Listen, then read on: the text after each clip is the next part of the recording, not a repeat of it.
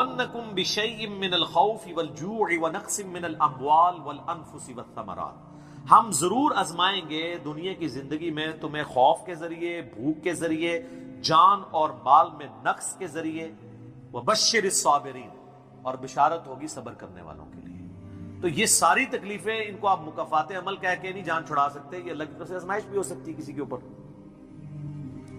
اور صبر کرنے والوں کے لیے بشارت ہے، اور ان کی نشانی کیا ہے؟ الذین اذا اصابتهم مصیبہ، جب کبھی انہیں کوئی مصیبت پہنچتی ہے تو وہ کہتے ہیں قالوا انا للہ وانا الیہ راجعون، بھئی ہم بھی تو اللہ کی طرف سے آئے تھے، ہمیں بھی لوٹ کے اللہ کے پاس جانا ہے، اگر کوئی تکلیف آئی ہے تو یہ بھی چلی جائے گی نا۔ سب سے بڑی تکلیف کیا ہے؟ موت، وہ بھی تو ہم پہ آنی ہے نا، تو اس سے پہلے اگر چھوٹی تکلیف آئی ہے تو اللہ کی طرف چلی جائے گی۔ اس کانٹیکسٹ میں ایک حدیث ہے صحیح مسلم میں بڑی زبردست، ام سلمہ کہتی ہیں کہ جب ابو سلمہ میرے خاوند فوت ہوئے،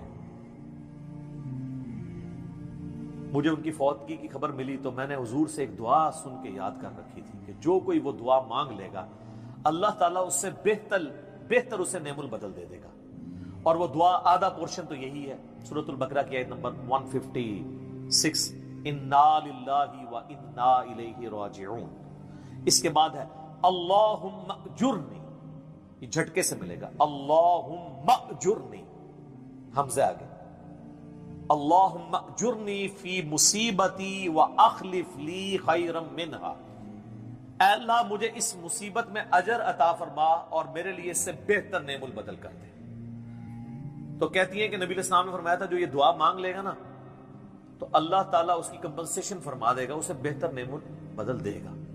کہتے ہیں میں نے دعا تو کی، پھر میں یہ سوچتی تھی کہ میرے خامن جیسا تو کسی کا خامن نہیں ہوگا، ابو سلمہ جیسا خامن مجھے کیسے مل سکتا ہے؟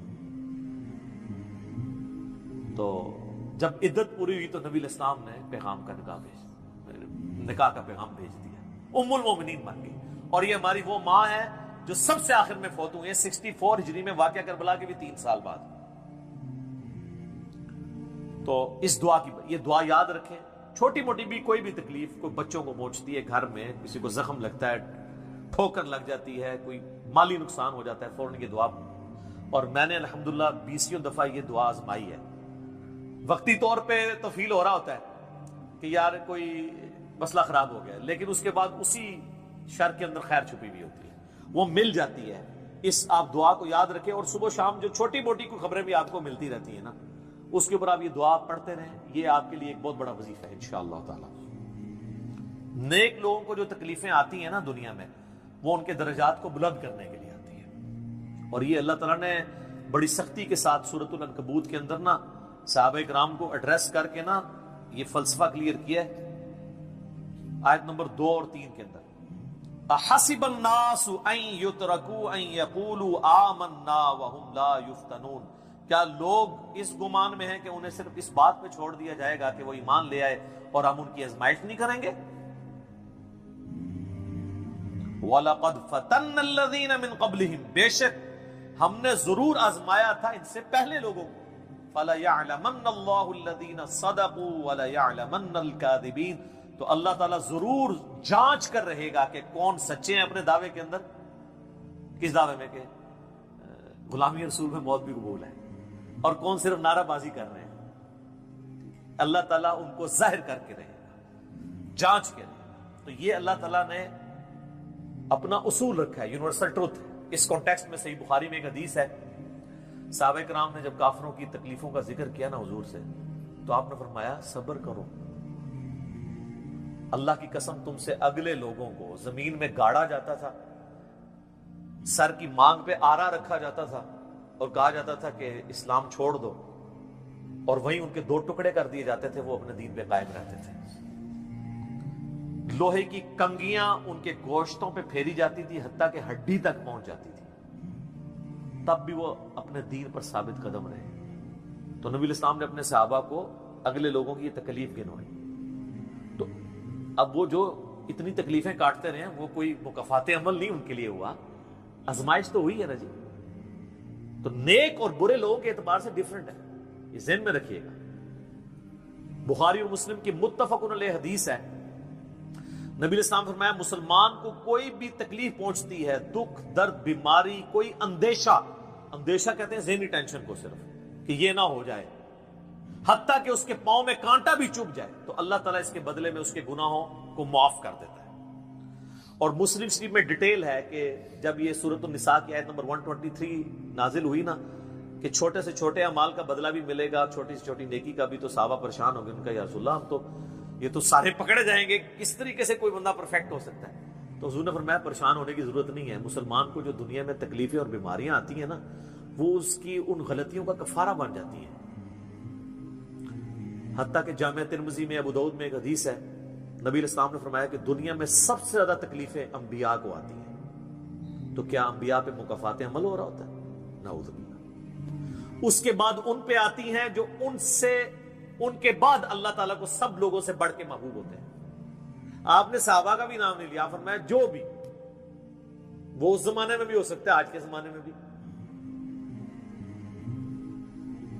کیونکہ بعض اصحاب تو ایسے ہیں جنہوں نے کفر کی زندگی میں بھی موج کی ہے اور اسلام کی زندگی میں موج کی ہے، وہ تکلیفوں سے گزرے ہی نہیں ہیں۔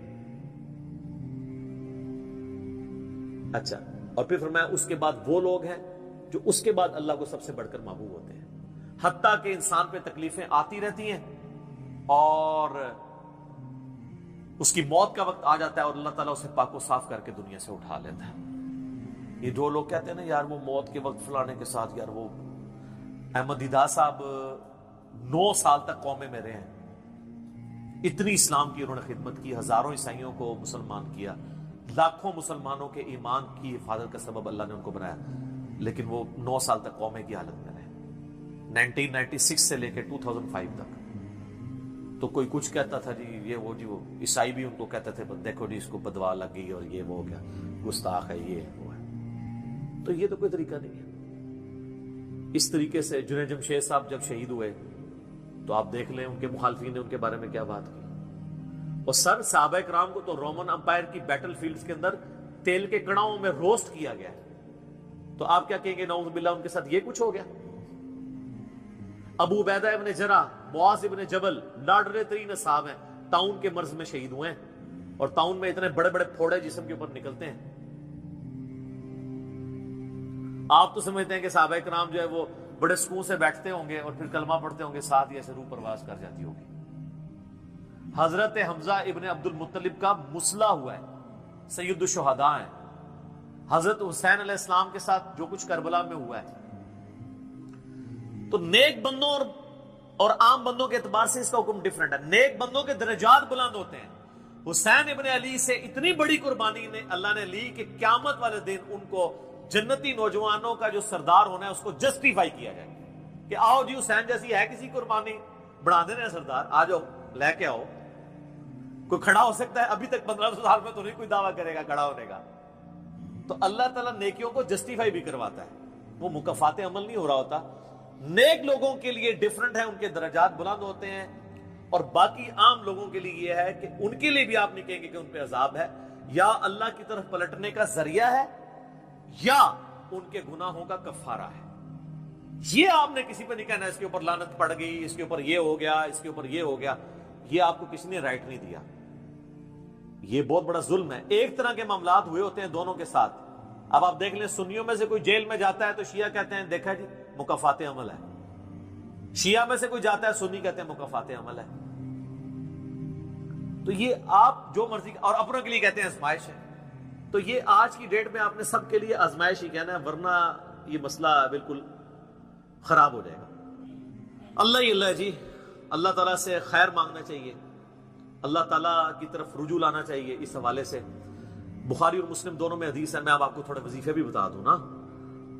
ظاہر آزمائشیں تو ہر بندے پہ آتی ہیں، اللہ کی طرف رجوع بھی لانا چاہیے۔ ان آزمائشوں سے نکلنے کا طریقہ کیا ہے؟ بخاری اور مسلم دونوں میں حدیث ہے، نبی صلی اللہ علیہ وآلہ وسلم کے بارے میں انس بن مالک کہتے ہیں کہ نبی علیہ السلام کی اکثر دعا یہی ہوا کرتی تھی، اللہم ربنا آتنا فی الدنیا حسنہ وفی الآخرۃ حسنۃ وقنا عذاب النار، آمین۔ یہ بخاری مسلم میں بھی ہے، سورۃ البقرہ کی آیت نمبر 201 ہے۔ اے اللہ ہمیں دنیا میں بھی بھلائیاں عطا فرما اور آخرت میں بھی بھلائیاں عطا فرما، اور آخرت کی سب سے بڑی بھلائی بھی ساتھ مانگ لی، وقنا عذاب النار، آگ کے عذاب سے ہمیں بچا لے، آمین۔ یہ اکثر آپ کی دعا ہوتی تھی. اس کانٹیکٹ میں ایک حدیث ہے بڑی انٹرسٹنگ صحیح مسلم میں. ایک صحابی بیمار ہوئے حتیٰ کہ بالکل ہڈیوں کا پنجر بن گئے, اور صحابہ کہتے ہیں چڑیا کی طرح ان کی جان ہو گئی. نبی علیہ السلام ان کی عیادت کے لیے گئے. آپ نے جب دیکھا, آپ فرمایا تو اللہ سے کیا مانگتا ہے؟ چنگا بندہ ٹردا پھردا بندہ ایڈا منجی تے پہ گیا, بالکل ڈھانچہ پنجر بن گیا ہڈیوں کا. اس نے کہا یا رسول اللہ میں اللہ تعالیٰ سے یہ دعا کرتا ہوں کہ اے اللہ جو تو نے مجھے آخرت میں عذاب دینا ہے نا, دنیا میں ہی دے دے. آخرت کا عذاب تو بہت سخت ہے, تو مجھے دنیا میں ہی وہ عذاب دے دے. نبی علیہ السلام نے سبحان اللہ, کیا تم دنیا میں بھی اللہ کی تکلیف برداشت کر سکتے ہو؟ اوے تجھے تو چاہیے تھا تو کہتا اللہم ربنا آتنا فی الدنیا حسنہ وفی الآخرۃ حسنۃ وقنا عذاب النار. یعنی آپ اللہ تعالیٰ کو معاذ اللہ کو فنیٹک سمجھتے ہیں کہ آپ کہیں گے اس نے عذاب تو ضرور دینا ہے تو مجھے ادھر دے دے. او یار اللہ سے اچھا ہی گمان رکھو. بخاری مسلم دونوں میں حدیث ہے, میں اپنے بندے کے گمان کے قریب ہوں جیسا میرے بارے میں گمان رکھے, بشرطے کرتوت بھی ٹھیک کرے. تو سر ہم تو یہ کہتے ہیں یا اللہ ہم نہ تیری آزمائش کے قابل ہیں نہ تیرے عذاب کے قابل ہیں, ہمیں بلا حساب و کتاب ہی جنت میں داخل فرما دے, آمین. تو میں اپنے بندے کے گمان کے قریب, اچھا گمان رکھیں انشاءاللہ تعالی اینڈ رزلٹ بھی اچھا ہوگا. آپ اللہ سے گمان اچھا رکھیں, یہ گمان بہت اہم چیز ہے. اور یہ آپ کا جو کانفیڈنس ہے نا اللہ کے اندر کہ انشاءاللہ اللہ میرے ساتھ خیر کا معاملہ ہی کرے گا. اچھا کئی لوگ ہیں وہ کہتے ہیں منو تے اللہ نے دینے ہی عذاب ہے. استغفر اللہ تو بولی, آپ چاہے اچھے اعمال کرتے ہیں برے اعمال, تب بھی آپ نے یہ اپنے بارے میں یہ بات نہیں کرنی. یہ تو اور کسی کے بارے میں تو آپ نے سوچنا بھی نہیں سر, وہ تو کہانی ختم. وہ تو صحیح مسلم میں حدیث ہے نا, ایک شخص نے قسم اٹھا کے کہہ دیا تھا کہ اللہ تعالیٰ اس کو کبھی معاف نہیں کرے گا. وہ بڑا گنہگار شخص تھا. اللہ کی بارگاہ میں پہنچے, اللہ نے فرمایا تو نے میرے بھی آپ پہ کیسے قسم کھا دی؟ جا میں نے اس کو معاف کیا, تجھے دوزخ میں پھینکا. لا يسأل عما يفعل وهم يسألون, سورۃ الانبیاء کی آیت ہے. اللہ کو کوئی نہیں پوچھ سکتا اس نے یہ کیوں کیا, وہ سب کو پوچھ سکتا ہے کہ انہوں نے یہ کیوں کیا. یہ اللہ تعالیٰ کے بارے میں ناشکری پھیلانا سورہ الزمر میں ہے, لا تقنطوا من رحمت اللہ, اللہ تعالیٰ کے بارے میں مایوسی عوام کے اندر پھیلانا. لیکن اس کا دوسرا پہلو بھی غلط ہے کہ آپ رحمت کی آیتیں پڑھ کے تو لوگوں کے کام چوک کے رکھو, وہ بھی دوسری ایکسٹریم ہے, وہ بھی نہیں ہونی چاہیے. رحمت سے دھوکہ بھی نہیں کھانا, ہاں اعمال پورے کرنے ہیں اور پھر اللہ سے امید بھی رکھنی ہے. جو سیدنا ابوبکر نے حضرت عمر کو وصیت کرتے ہوئے کیا کہا تھا, کیا عمر جب تو جنتیوں کی طرف دیکھے نا تو دعا کرنا کہ میں بھی ان میں شامل ہو جاؤں, اور جب بھی تو جہنمیوں کا ذکر لائے تو اللہ صلی اللہ سے پناہ مانگنا کہ کہیں میں ان میں شامل نہ ہوں. انہوں نے اتنی آگے سے کہا کہ میں عشرہ مبشر ہوں. ٹھیک ہے, یہ معاملہ بہت سینسٹیو ہے. جن کو اللہ کا تعارف ہے نا تو وہ ان کی زندگی بڑے ڈر ڈر کے گزرتی ہے. تو یہ حدیث میں نے اس لیے بتا دی. ایک اور ذریعہ ہے ان آزمائشوں سے نکلنے کا. صحیح بخاری اور مسلم دونوں میں حدیث ہے جس کی یہ خواہش ہے کہ اللہ اس کی عمر دراز کر دے اور اس کے رزق میں کشادگی دے دے. رزق میں دنیا کی ہر نعمت شامل ہے. ہم تو دولت ہی سمجھتے ہیں نا, اچھی صحت بھی رزق ہے, اچھی اولاد بھی رزق ہے, اچھی صحت بھی رزق ہے, مال کی فراوانی بشرطے کہ وہ فطرے میں نہ ڈال دے وہ بھی رزق ہے. ہر چیز دنیا میں جتنی بھی اہمیت ہے کی چیزیں جو ہم سمجھتے ہیں. تو بخاری اور مسلم دونوں میں الفاظ ہیں جس کی یہ خواہش ہے اس کی عمر دراز ہو جائے اور اس کے رزق میں کشادگی ہو تو اپنے رشتہ داروں کے ساتھ حسن سلوک کرے. یہ ہے جناب وہ کام کرنے کا. حسن سلوک خالی ان کو تسلیاں نہیں دینا. ظاہر قرآن اور حدیث میں جب رشتہ داروں سے صلہ رحمی کا ذکر آتا ہے تو یہ ہے کہ ان کے ساتھ قطع تعلق ہی نہیں کرنی, دوسرا ان کی فائنینشیل سپورٹ کرنی ہے. اس لیے آپ دیکھیں سب سے زیادہ حقدار زکوٰۃ کے صدقات کے آپ کے بہن بھائی ہیں, سب سے قریبی رشتہ ہوا ہے, اس کے بعد کوئی اور حقدار. باقی اس پہ تو امت کا اجماع ہے کہ جو صدقات اللہ کی راہ میں آپ کرتے ہیں اس سے اللہ تعالیٰ تکلیف ٹالتا ہے. منت سے نہیں ٹلتی. بخاری مسلم میں حدیث ہے کہ منت سے کنجوس کا مال ہی نکلتا ہے, تکلیف نہیں ٹلتی. لاجیکل ہے. منت تو یہ کہ یا اللہ پہلے یہ کر تو میں کراں گا, اور صدقے میں کیا ہے, یا اللہ میں نے تیری طرف سے تیری راہ میں یہ صدقہ کیا اور میں اس نیک عمل کا وسیلہ تجھے پیش کرتا ہوں, میرا مسئلہ حل کر دے. جو بخاری مسلم میں حدیث ہے 3 لوگ غار میں پھنس گئے تھے, انہوں نے اپنے پرانے اعمال کا واسطہ پیش کیا تھا. یہ نہیں تھا کہ یا اللہ ایک بار کاٹ دیتے سی کرا کے پھر کون سی نکلنا. انہوں نے اپنے پرانے کیے ہوئے اعمال کا وسیلہ اللہ کے حضور پیش کیا. جو قرآن میں بھی ہے وَاسْتَعِينُوا بِالصَّبْرِ وَالصَّلَاةِ، صبر اور نماز کے ذریعے اللہ کی مدد چاہو، جس سے وہ کہتے ہیں جی اس سے غیر اللہ کی مدد ثابت ہوتی ہے. تو کوئی کہتا ہے المدد یا صبر، المدد یا نماز، وہ اس کا مطلب ہے صبر اور نماز سے اللہ کی مدد، کیونکہ آگے آتا ہے ان اللہ مع الصابرین، بے شک اللہ تعالیٰ صبر کرنے والوں کے ساتھ. تو نیک اعمال کا وسیلہ آپ اللہ کے حضور پیش کریں.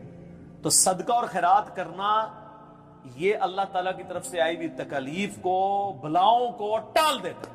تو یہ میں نے آپ کو ایک دعائیں، اذکار اور پھر اعمال بھی بتا دیے.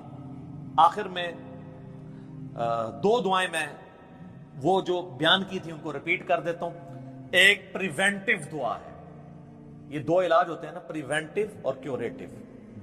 پریونٹیو علاج یہ ہوتا ہے کہ بیماری ہونے سے پہلے علاج کیا جائے، جیسے ویکسین ہے.